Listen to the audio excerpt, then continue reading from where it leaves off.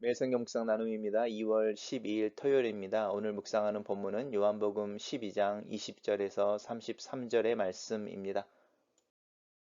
오늘의 본문을 읽습니다.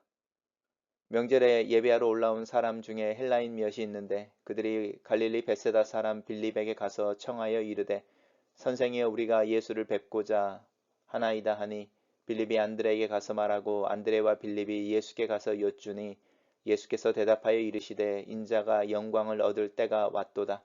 내가 진실로 진실로 너희에게 이르노니 한 알의 밀이 땅에 떨어져 죽지 아니하면 한 알 그대로 있고 죽으면 많은 열매를 맺느니라. 자기의 생명을 사랑하는 자는 잃어버릴 것이요 이 세상에서 자기의 생명을 미워하는 자는 영생하도록 보존하리라. 사람이 나를 섬기려면 나를 따르라. 나 있는 곳에 나를 섬기는 자도 거기 있으리니 사람이 나를 섬기면 내 아버지께서 그를 귀히 여기시리라. 지금 내 마음이 괴로우니 무슨 말을 하리요. 아버지여 나를 구원하여 이 때를 면하게 하여 주옵소서. 그러나 내가 이를 위하여 이 때에 왔나이다. 아버지여 아버지의 이름을 영광스럽게 하소서 하니 이에 하늘에서 소리가 나서 이르되 내가 이미 영광스럽게 하였고 또 다시 영광스럽게 하리라 하시니 곁에 서서 들은 무리는 천둥이 울었다고도 하며 또 어떤 이들은 천사가 그에게 말하였다고도 하니 예수께서 대답하여 이르시되 이 소리가 난 것은 나를 위한 것이 아니요 너희를 위한 것이니라. 이제 이 세상에 대한 심판이 이르렀으니 이 세상의 임금이 쫓겨나리라. 내가 땅에서 들리면 모든 사람을 내게로 이끌겠노라 하시니 이렇게 말하시면 자기가 어떠한 죽음으로 죽을 것을 보이심이러라. 오늘의 본문은 4개의 단락으로 나눠져 있습니다. 첫 번째 단락입니다. 명절 6월절을 이야기하는 거죠. 지금 예수님이 우리 어제 묵상했던 본문에 6월절 엿새에 벳다니에 계셔서 나사로와 마르다와 또 마리아의 집에서 잔치하실 새에 마리아가 향유를 부었죠. 그리고 그 다음날 이튿날에 예수님께서 어린 나귀 새끼를 타고 예루살렘에 입성하셨습니다. 그리고 이제 예루살렘이 계시는데 6월절에 예비하러 올라온 사람들 중에 헬라인이라고 말하는데 이 헬라인은 이제 우리가 알고 있는 알렉산더 대왕 또 그리스 사람들을 이야기하는 것이니까 이방인들이겠죠. 이방인들 중에 이제 유대교를 개종을 했거나 아니면 God fearer라고 하는 유대교에 관심이 있는 사람들 중에 이제 이 6월절에 예루살렘에 올라온 순례객들 중에 이 이방인들이 섞여져 있었던 것 같습니다. 이 사람들이 이제 갈릴리 베세다 사람 빌립에게 가는데요. 왜 빌립일까라고 할 때 이 빌립이라는 이름 자체가 헬라어 이름입니다. 그래서 이 빌립은 어쩌면 12제자들 중에 가장 나다나엘과 더불어서 가장 학식이 높은 사람일 수도 있습니다. 그리고 또 그만큼 헬라화 되어져 있는 이름을 이제 히브리어나 아람어의 이름을 쓰지 않고 헬라어 이름으로 언급되어질 만큼 어쩌면 국제화되어졌던 사람일 수도 있죠. 그래서 가장 편한 좀 말이 통한 이 빌립에게 가서 예수님을 뵙고자 한다고 말합니다. 순서가 재밌습니다. 그러니까 빌립이 바로 예수님에게 가지 않고 안드레에게 가서 말하고 안드레와 빌립이 함께 예수님에게서 갑니다.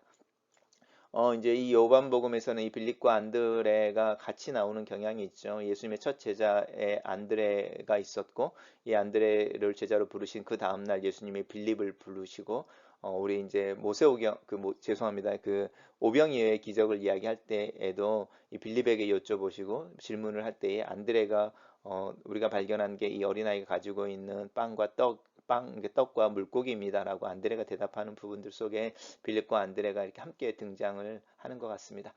예수님께서 말씀하시죠. 인자가 영광을 얻을 때가 왔다. 이제 이방인들 중에도 예수님의 이름이 알려져 있고 또 예수님에 대해서 이제 호기심을 갖고 만나기를 원하는 자들이 있는 그 상황에서 이제 예수님은 이야기하시죠. 자신이 영광의 때를 얻을 때가 왔다. 그런데 이제 우리가 알고 있는 것처럼 예수님이 말씀하시는 이 영광은 우리가 이야기하는 글로리파이드 된 어떤 인기의 정점에 대한 이야기를 하는 것이 아니고 이제 예수님이 고난을 받고 죽임을 당하시는 것과 연관이 되어져 있습니다.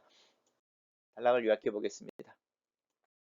6월절에 예루살렘에 온 헬라인들이 빌립에게 청하여 예수를 뵙기를 원한다. 예수께서 대답하시되 인자가 영광을 받을 때가 왔도다 라고 하신다.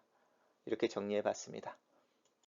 두 번째 단락입니다. 예수님이 계속 말씀하시죠. 우리 아는 것처럼 진실로 진실로 중요한 이야기를 한다는 뜻이죠.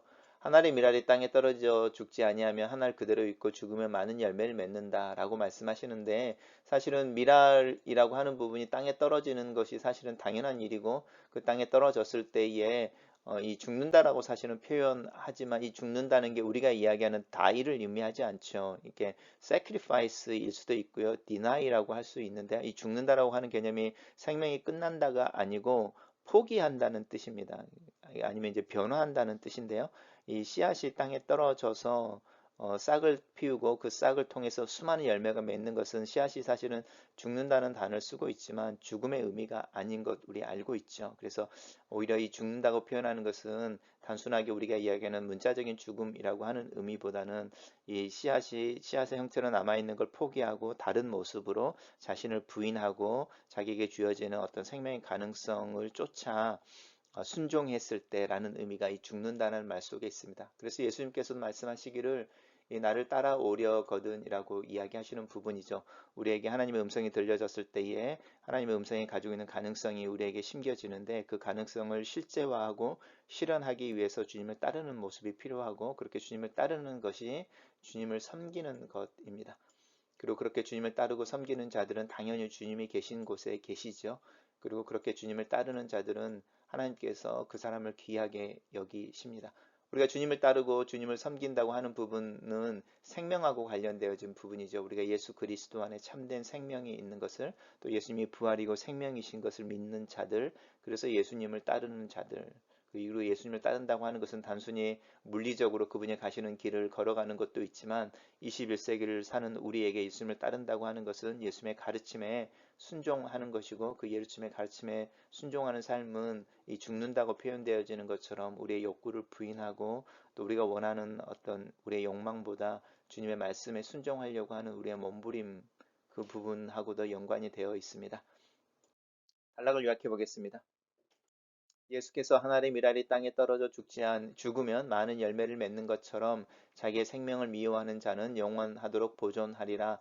나를 따르는 자는 내가 있는 곳에 있으리라고 하신다. 이렇게 요약했습니다.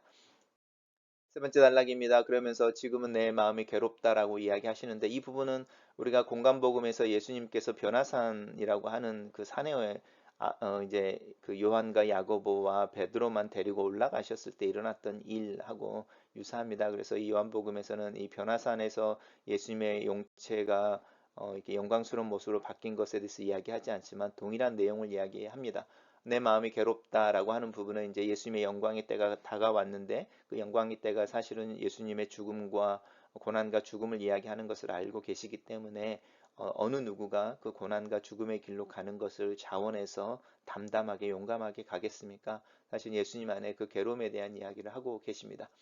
그러면서 이제 이 때를 면하여 주십시오라고 말하는데 우리 이 기도를 동일한 기도를 예수님이 붙잡히시기 전날에 겟셋마네에서 기도하는 그 기도 속에 다시 한번 발견하게 됩니다. 그래서 예수님이 그냥 아무 생각 없이 아니면 담담하게 십자가의 길을 가신 것이 아니고 예수님의 내적인 갈등 또 그 안에 굉장한 영적인 전쟁이 있었던 것을 우리 짐작할 수 있습니다. 그러나 예수님께서 이야기하시죠. 이 때라고 하는 부분입니다. 이렇게 하나님의 때, 그 예수님이 고난을 당하시고 죽음을 당함으로 하나님의 영광을 드러내야 하는 그 때라고 하는 부분이고 그 부르심이라고 하는 부분입니다. 이것이 이제 사실은 예수 그리스도를 따르는 자들도 동일하게 발견해야 되는 하늘의 어떤 명령 같은 것인데요. 그래서 이 순명 이렇게 말하는데 하나님이 우리에게 주신 명령에 순종한다라고 하는 이 명령을 알아차리는 게 중요하고 이 명령을 알아차리는 사람들은 하나님의 때라고 하는 부분에도 민감해지는 것 같습니다. 그리고 이제 기도하는 것이죠. 하나님의 영광, 자신의 고민, 또 자신의 구원의 문제, 그 어려운 시기를 벗어나게 해주십시오라기보다는 하나님의 영광, 이름이 영광스럽게 되어지는 것. 사실 이것이 자기 부인인 것이고, 하나님의 미랄이 땅에 떨어지는 것이고, 예수님을 따르는 것이고, 그 예수님을 섬기는 방법이기도 하죠. 그렇게 기도하셨을 때 하늘에 소리가 있었습니다. 그리고 예수님의 기도에 응답해 주시는 거죠. 내가 이미 영광스럽게 하였고 또 영광스럽게 하리라 라고 말씀하시는 거죠. 이 말씀은 예수님께서 그 사역을 시작하시는 맨 처음에 세례 요한의 손에 의해 세례를 받고 물에서 나오실 때에 하늘에서 소리가 있었지요. 이는 내 기뻐하는 자, 내 사랑하는 아들이라고 말하시는 그 이야기 이미 영광스럽게 하신 거죠. 그리고 이제 예수 그리스도의 십자가를 통해서 죽음을 통해서 그리고 부활로 영광스럽게 되어지는 부분인데요. 이 주제를 한번 살펴보십시오. 이 예수님은 지금 하나님의 이름이 영광스러워지기를 원합니다라고 말할 때 이 하늘에서 있는 소리는 이미 영광스럽게 되었고 영광스럽게 하리라라고 말씀하십니다. 사실 하나님의 영광이라고 하는 부분은 누가 영광스럽게 하는 것이 아니고 이미 하나님의 영광은 하나님이 스스로 이제 하나님에게 속하신 것이 하나님의 능력으로서 사실은 스스로 자신을 영화롭게 하실 수 있는 분이신데 사실은 우리를 통해서 그 영광을 표현하기를 원하시는 하나님의 마음이 있습니다. 예수님께서 그 이야기를 분명하게 하시죠. 이 이야기가 너희에게 들리는 것은 나를 위한 것이 아니라 너희를 위한 것이다. 나를 위한 것이 아닌 것은 이미 예수님의 마음이 정해져 있기 때문인 것이고 너희를 위한 것은 너희들이 나중에 나와 동일하게 세상에서 미움을 당하고 고난을 받을 때에 내가 누구인지를 기억하고 너희가 누구를 지금 따르고 섬기고 있는지를 기억함으로 그 환난과 시험과 자기 부인의 그 믿음의 씨름 싸움 안에서 승리하기를 원한다. 이런 예수님의 마음이 담겨져 있다고 할 수 있습니다. 단락을 요약해 보겠습니다. 예수께서 자신의 괴로움을 넘어서 하나님의 이름의 영광을 위해 기도하실 때에 하늘의 소리가 있어 이미 영광스럽게 하였고 또 영광스럽게 하리라고 한다. 이렇게 정리했습니다. 마지막 단락입니다. 예수님께서 말씀하시죠. 세상에 대한 심판이 이르렀다라고 말합니다. 이 세상의 임금이 쫓겨나리라라고 말한 이 세상의 임금이라고 하는 것은 우리가 잘 알고 있는 것처럼 공중권세를 잡은 자들 중에 대표로 있는 사탄이라고 쉽게 말할 수 있습니다. 이 세상을 주관하고 있는 어떤 세력이 있는데 그 세력이 쫓겨나게 될 것에 대한 이야기를 하고 특별히 왜 임금인가라고 할 때 특별히 이제 고대 시대에서는 이 임금이 쫓겨난다는 것은 그 나라가 없어진다는 걸 의미하는 거니까요. 이제 그 부분인 것이고 그 임금이 쫓겨나고 그 나라가 이제 완전히 소멸되어지는 과정 가운데 우리가 사실은 살고 있습니다. 예수님께서 땅에서 들리시면 모든 사람을 내게로 이끌겠다. 이것은 우리 복음서 다른 데서는 내가 모세가 그 뱀을 그 광야에서 뱀을 높이 든 것처럼 내가 높이 들려야 하리라라고 말씀하시는 것과도 유사한 이야기죠. 십자가에서 이렇게 달리셔서 높이 들릴 것에 대한 이야기를 하고 있고 그것을 사도 요한은 분명하게 이야기하죠. 당신이 어떤 모습으로 죽으실 것인지 그 죽음의 모습에 대해서 말씀하고 계시는 것이다. 그리고 그 결과는 모든 사람을 나에게로 이끌겠다라는 부분입니다. 단락을 요약해 보겠습니다. 예수께서 이 세상에 대한 심판의 때가 이르렀고 자신의 땅에서 들리면 모든 사람을 자신에게로 이끌겠다고 말씀하신다. 이렇게 요약했습니다. 첫 번째 묵상 나눔입니다. 예수님에 대한 호기심, 그의 명성이 유대의 영역을 넘는다. 그러나 이것은 예수 그리스도의 인기의 정점을 의미하는 것이 아니라 그리스도의 고난의 때가 다가오는 것으로 예수님은 이해하신다.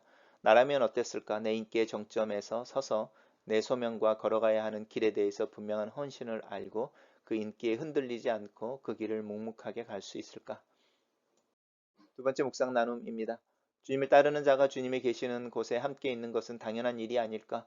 목자의 음성을 듣고 따르는 양이 그가 인도하는 목초지에 목자와 함께 있는 것처럼 문제는 나는 주님을 따르고 있는 것일까? 아니면 따르지 않는 것일까?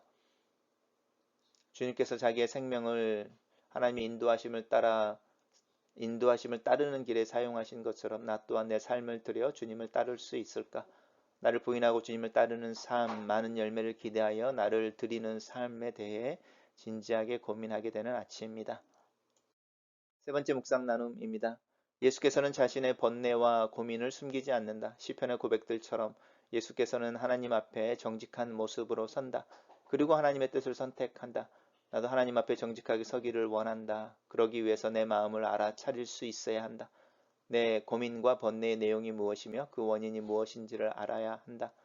내 안에 계신 성령께서 나로 내 마음을 주님의 관점에서 내려다볼 수 있는 직관과 감각을 주시기를 기도한다. 그리고 그 마음을 하나님 앞에 그대로 내어놓을 수 있는 믿음을 위해 기도한다. 그 기도를 통해 경험되어지는 하나님의 임재 안에서 하나님 앞에 순명, 순종, 순복이라는 태도를 취하는 믿음의 결단과 용기가 내게 있기를 기도한다. 내 기에도 내 삶이 그리스도와 하나님을 영화롭게 한다는 칭찬과 격려의 음성이 들리기를. 네 번째 묵상 나눔입니다. 히브리서 8장은 이 세상의 죄와 나의 죄악을 향한 하나님의 마음은 진노가 아니라 긍휼이며 고통임을 분명히 하고 있다. 주님은 심판하기 위해 오신 것이 아니라 구원하기 위해 오셨다. 하나님께서 예수 그리스도를 통해 구원을 주시는 날 그 은혜는 자연스럽게 은혜에 반응하는 자들과 반응하지 않는 자들이 나뉘게 할 것이다.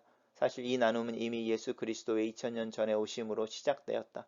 영원한 불, 고통의 연속과 같은 물리적이고 파괴적인 심판이 아니라 많은 양들이 뒤섞여 있는 양의 우리에서 그리스도를 목자로 인식하는 양들을 구별해내는, 그래서 그 목자의 음성을 따라 나서는 양들의 무리가 분명하게 드러나 존재하게 되는 그런 심판을 생각하게 된다. 예수 그리스도의 십자가가 내 마음 속에서 높이 들리고 나는 그 십자가의 소리를 듣는 자로서 주님을 따르는 양으로 주님 뒤에 선다. 이렇게 주님을 따르는 삶, 그것이 바로 은혜이다. 글로 쓰는 기도입니다. 내 이름을 부르는 목자의 음성을 듣습니다. 그 음성을 따라 내 이 세상에서 나와 주님 뒤에 섭니다. 앞서가시며 나를 인도하시고 나를 부르시는 음성을 계속 들려주셔서 주님을 따르게 도와주시옵소서. 또 그 따르는 길에서 나 또한 소리를 내길 기도합니다. 하나님을 향하여, 주님을 향하여 부르는 노래와 또 주님을 향한 기도의 소리를 들어주시옵소서. 때로는 뒤돌아 내 형편을 살피시고 때로는 격려하시고 안아주시고 때로는 위험에서 구원해 주시고 다른 곳이 아닌 주님을 볼 수 있도록 내 머리와 내 시선을 고정시켜 주시옵소서. 그렇게 주님을 따라가 주님이 계시는 곳에 나도 있기를 원합니다. 주님께서 하나님의 말씀과 사명에 순복하는 삶을 사셨던 것처럼 나 또한 내 삶을 통해 하나님의 뜻이 이루어지기를 주장하며 오늘 하루를 살기를 원합니다. 믿음을 더하여 주시고 직관과 지혜를 주시고 내 안에 계시는 성령과 동행하는 삶이 더욱더 현실이 되며 실제가 되게 하셔서 그리스도를 영화롭게 하는 삶이 무엇인지 이해하며 그 삶을 살아내는 자가 되도록 나를 도우시고 인도하시옵소서. 그 길에서 성령의 인도와 도우심을 경험하게 하시옵소서. 예수님 이름으로 기도합니다. 아멘.